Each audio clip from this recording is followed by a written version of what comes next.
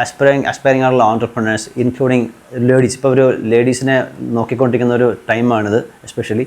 അപ്പം അങ്ങനെയുള്ള ആൾക്കാർക്കാണ് നമ്മൾ കൂടുതൽ എൻകറേജ്മെൻറ്റ് കൊടുക്കേണ്ടത്. ഇപ്പം അവർ റിയലി ഡിസേർവ് ഇറ്റ് ആക്ച്വലി. ഞാൻ എപ്പോഴും പറയാറുണ്ട് ആക്ച്വലി ഒരു ലേഡി എന്ന് പറഞ്ഞു കഴിഞ്ഞാൽ എപ്പോഴും പണ്ടത്തെ മാതിരിയല്ല, ഇനി അങ്ങോട്ട് ശരിക്കും പറഞ്ഞാൽ ഇൻഡിപെൻഡൻ്റ് ആയിട്ട് പോകാനുള്ള ഒരു കേപ്പബിലിറ്റി വേണം.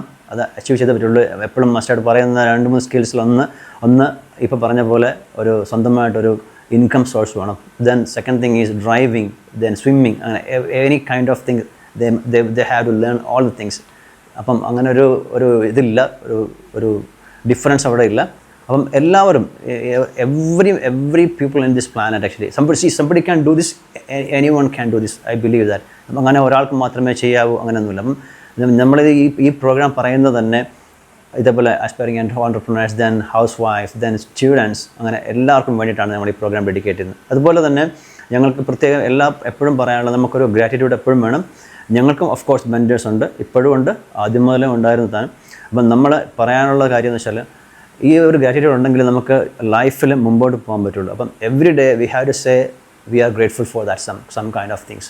ഇപ്പോൾ റീസെൻ്റ്ലി നിങ്ങൾക്ക് എല്ലാവർക്കും അറിയാമായിരിക്കും, ഞാൻ റിമൈൻഡ് ചെയ്യുന്നതെന്ന് വെച്ചാൽ ഇപ്പോൾ ക്രിക്കറ്റിൽ സഞ്ജു സാംസൺ ഈ ഒരു പെർഫോം ചെയ്തപ്പോഴത്തേക്കും അദ്ദേഹം യൂസ് ചെയ്യുന്ന ഒരു വേർഡാണ് ഐ ആം സോ ഗ്രേറ്റ്ഫുൾ എന്നുള്ളത്.